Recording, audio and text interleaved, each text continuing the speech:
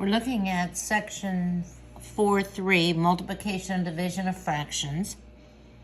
I'm going to start with a little word problem and translate it into a multiplication problem. Suppose David takes 1/2 of a cake. He then gives 1/2 of this portion to a friend, so the friend gets 1/2 of a half, or as we know, 1/4 of the cake. This is equivalent to 1/2 times 1/2. The product would be 1/4. Of means multiply. We talked about that in translations. So we want to watch for this in word problems. Although we won't be doing a lot of word problems, we need to think of means multiply. So 1/2 of 1/4 would be the same as 1/3 times 1/4. 3/4 of 2/3 would be the same as 3/4 times 2/3. Of means multiply. So to multiply fractions, we're going to multiply the numerators. These are the top numbers. Then we're going to multiply the denominators. That's the bottom number. And then we'll simplify the answer. Remember, the same rules apply to positive and negative fractions that apply to whole numbers.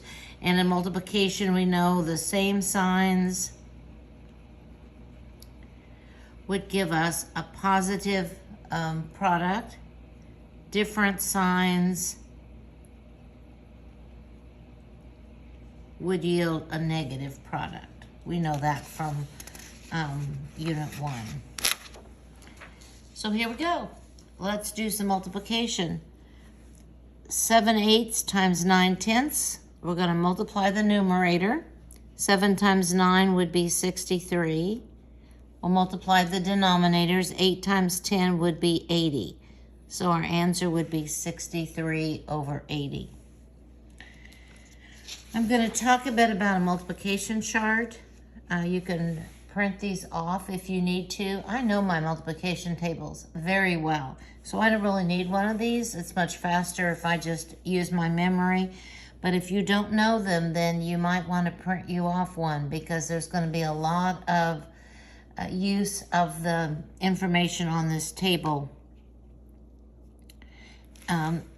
in fractions, period. So if we wanted to say multiply 7 times 9, we could go to the 7s, and here's the 9s, and they intersect at 63. So this can be useful to do multiplication, or later on some other things that we'll be doing.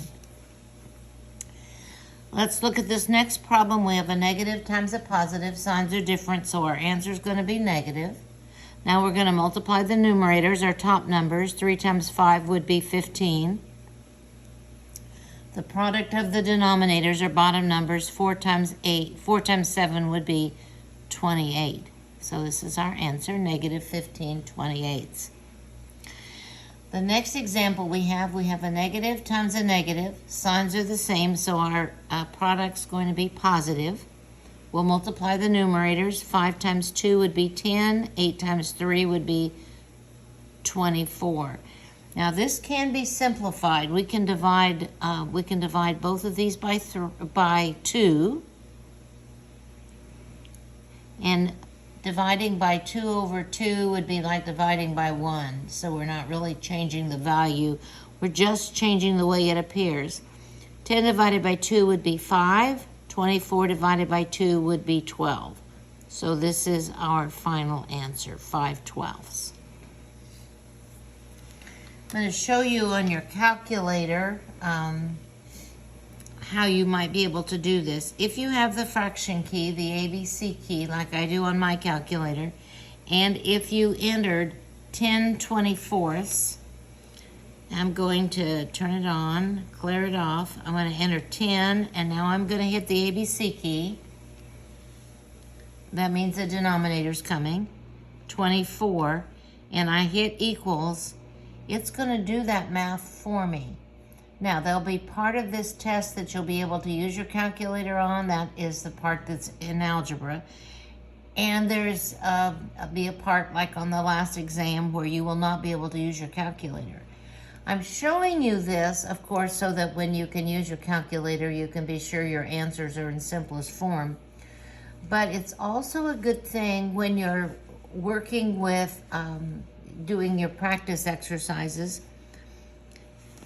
If you've got this answer and it's not what's in the back of the book, you can check to be sure that it's simplified by using your calculator.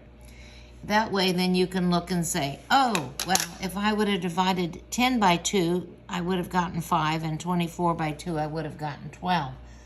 So it kind of helps you alert and not miss points on the practice because you've not simplified things. Okay, let's look at the next problem. We've got a positive times a negative. So our answer is going to be negative because the signs are different. We'll multiply the top. 5 times 2 is 10, and the bottom, 5 times 9 is 45. I look at these two numbers. One of them ends in 0, one ends in 5. So I know I can divide both of those by 5. So our answer, of course, will be negative. 10 divided by 5 would be 2. 45 divided by 5 would be 9. So negative 2/9 would be the correct answer. So if you looked at your multiplication chart, you could see that 10 and 45 are both on the row of multiples of 5. So you could check 5 divided by 10 divided by 5 would be 2, and 45 divided by 5 would be 9. Actually, it's much faster if you know your multiplication facts. So next we talked about fractions times fractions. Now we're going to multiply fractions times whole numbers. And what we often do in math is change something we don't know how to do into something that we know how to do. So we're actually going to change any whole number into a fraction by writing it over 1. So 5 times 1/3 would be 5 over 1 times 1/3. And now we're ready to multiply the numerators, 5, the denominators, 3. 1/5 times 6, or 6 over 1, we'll make it a fraction. 1 times 6 would be 6. 5 times 1 would be 5. And these are improper fractions, and if you want to, you can change them to mixed numbers.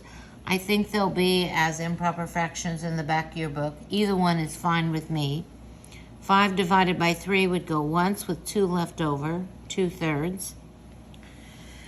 10/3 times 4, or 4 over 1. We would have 40 for our product on the top and 3 for our product on the bottom. And we can leave it like that, or we can change it to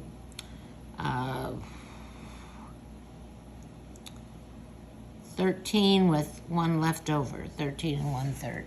13 times 3 would be 39, so you would have 1 left over. Again, we're going to make the whole number a fraction by writing it over 1. 7 times 10 would be 70. 8 times 1 would be 8, and we can leave it that way. This is what's probably in the back of your book, or we can change that to a mixed number. Now, if I use my multiplication chart and I look across the 8s, 64 is as close to 70 as I can get without going over. 8 times 8 would be 64. So we would have go 8 times with 6 left over. And now, as you can see, that this is a fraction that can be simplified. We can divide the numerator and the denominator by 2. So we would have 8 and 3/4 as a mixed number. Or if we had 78ths, I should have done this earlier, we can divide both of these numbers by 2, and we would end up with 35 over 4. So either of these answers would be correct. Next, we're going to talk about a little shortcut that I think is great. I've learned it as the term canceling, and that's what I think used in our textbook. But canceling is simplifying before you multiply. So here, before multiplying the numerator and denominator, we could actually divide any numerator and any denominator by a common factor. And in this case, we saw that you could divide both the numerator and denominator by 2. So here we could have divided this numerator and denominator both by 2. 8 divided by 2 would be 4. And now when you multiply the numerator and multiply the denominators, your answer is in simplest form. You have to be sure that you do all the dividing that you can, all the canceling that you can, or you won't have the lowest term sometimes.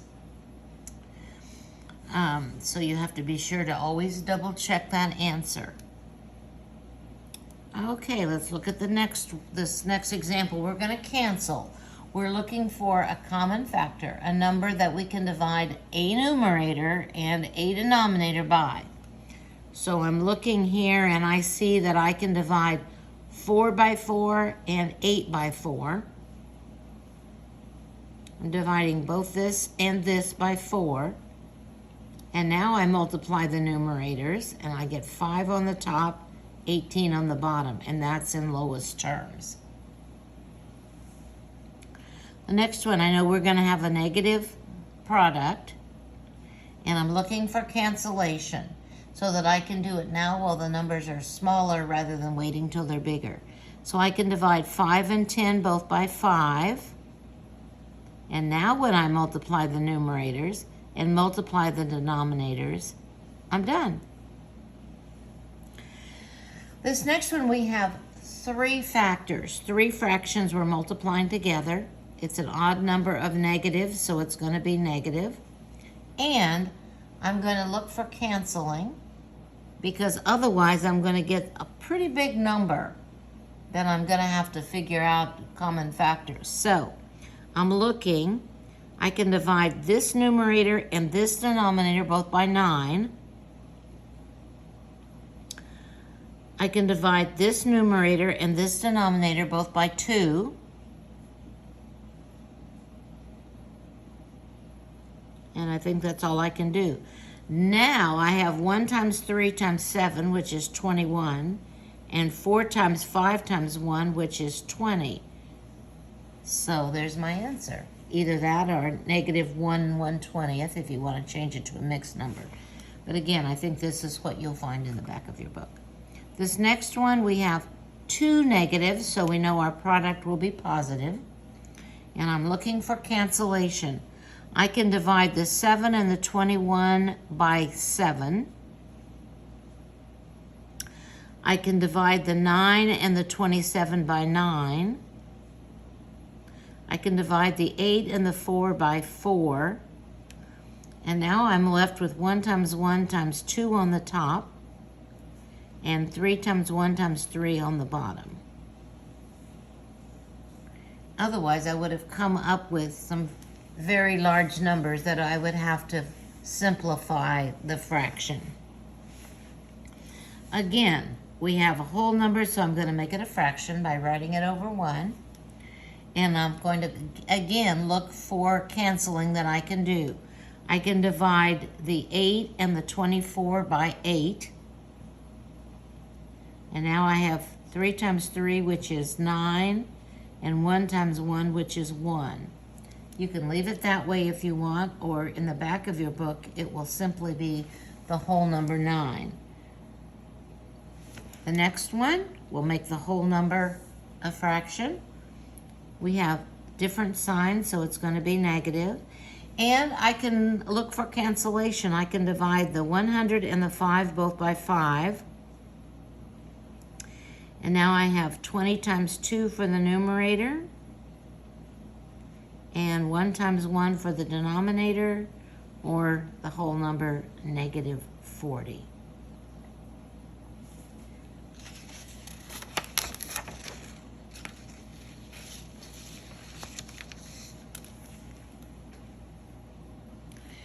And if we have variables, we can do it the same way.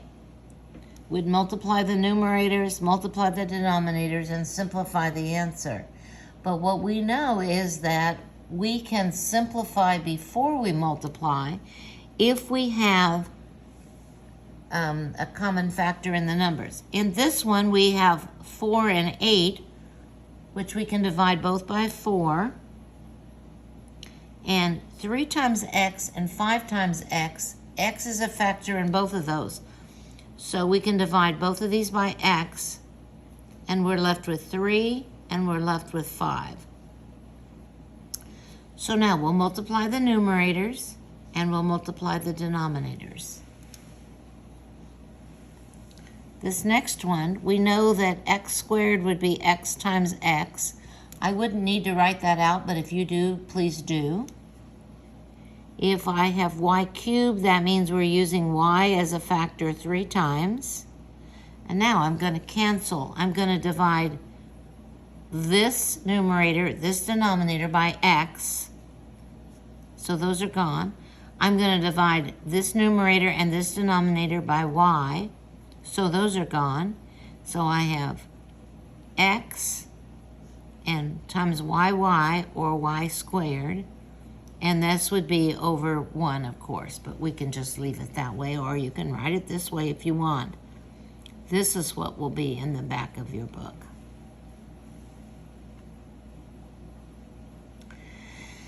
So let's see what happens when we have fractions with exponents. So we have 1/4 taken to the second power. So we know that that is 1/4 times 1/4. Multiply the numerators, multiply the denominators, and we get 1/6. 1/4 to the third power would be 1/4 times 1/4 times 1/4. We're using 1/4 as a factor 3 times, so we'll multiply the numerators, we'll multiply the denominators. If we want to square 2/3, we know that that's 2/3 times 2/3, which would be 2 times 2 is 4, 3 times 3 is 9. 4/5 cubed would be 4/5 times 4/5 times 4/5. There's no canceling that I can do. 4 times 4 is 16, times 4 would be 64. 5 times 5 is 25, times 5 is 125. So you're really taking the numerator to that power and the denominator to that power. Next, we're going to talk about reciprocals. Reciprocals will come into play when we're going to divide, because it's kind of like subtraction of sign numbers. We're really not going to multiply and divide in the end. We're going to multiply by the reciprocal. So let's talk about what reciprocals are. There are two numbers whose product, that means we're going to multiply. When the products are 1, then the numbers are reciprocals. So if you multiplied these, you would get 24 over 24, which is 1 whole, or we could do some canceling, and we would end up with 1 over 1, or 1 whole. And as you can see, if we look at 3/8 and 8/3, all we've done is flip the fraction, right? The top is now on the bottom is now on the top. So often with fractions, all you have to think about is we're going to flip the fraction to find the reciprocal. That way we're multiplying the same two numbers together to come up with the product of 1. So let's talk a little bit about division of fractions. We know that 6 divided by 2 would be 3, or 6 halves, or 6 divided by 2 would be 3. And 6 times 1/2, or we can make this a fraction. We know that we can cancel, we can divide that numerator and that denominator both by 2, and we would also come up with 3. So the answers are the same whether we divide by 2 or multiply by 1/2. And if we wanted to look at those two numbers and we made 2 a fraction, you can see these are reciprocals that we have simply flipped this to make this. So all we need to do is to change the divisor, that's the fraction to the right of the division sign, to its reciprocal. So what we're going to do is just flip number 2. We're just going to flip number 2. This is pretty easy. You just have to remember how to do it, because once we have it flipped, then we're going to multiply. We're going to multiply the numbers.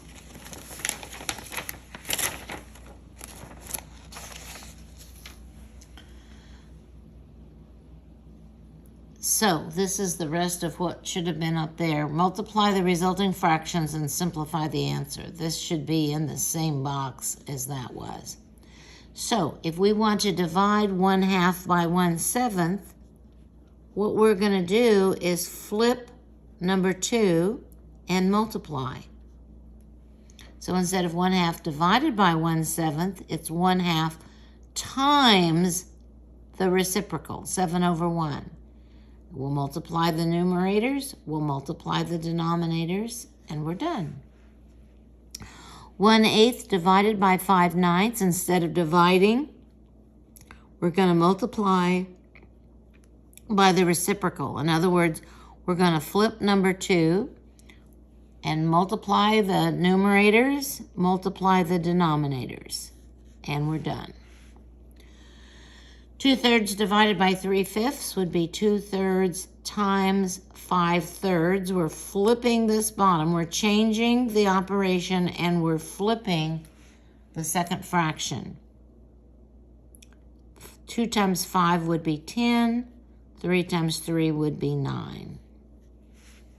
7/8 divided by 4/5 would be 7/8 times the reciprocal. We're flipping the second fraction. 7 times 5 would be 35. 8 times 4 would be 32. It's pretty simple. You just have to remember the rule. Now, what about canceling in this event that we're dividing? You can cancel in multiplication only. So if we were to cancel, it would be here. If we were to cancel, it would be here. It would be here, it would be here. It would be in the multiplication. And then we divide any numerator and any denominator by a common factor. And this allows us to work with much smaller numbers and still give us the same answer. So let's do this one. 4/5 divided by 3/10 would be 4/5 times the reciprocal. So we flip this second one. We've changed the operation and flipped the second one. Now I'm going to look for cancellation. I can divide the 5 and the 10 both by 5, and I'm going to use a red pen so that you can actually see what I'm doing here. We can divide 5 by 5, we get 1, and 10 by 5, we get 2. So now we're multiplying on the top. 4 times 2 is 8. 1 times 3 is 3 on the bottom for the denominator. 3/4 divided by 1/8 would be 3/4 times the reciprocal. So we're flipping this one. And now I'm looking for cancellation now that I'm in multiplication. I can't do it up here. I have to do it down here. I can divide the 4 and the 8 both by 4. And now I'm going to multiply the numerators and the denominators, and that's the same as 6 whole. And now we're going to look at dividing fractions containing variables or letters, and it's going to work the same way. Here we have a whole number, a fraction divided by a whole term. We'll make a fraction out of it. And now, instead of dividing by this, we're going to multiply by the reciprocal. Okay, well, I see that I have one x here and I have 2 factors of x there. So I'm going to divide both of these by x.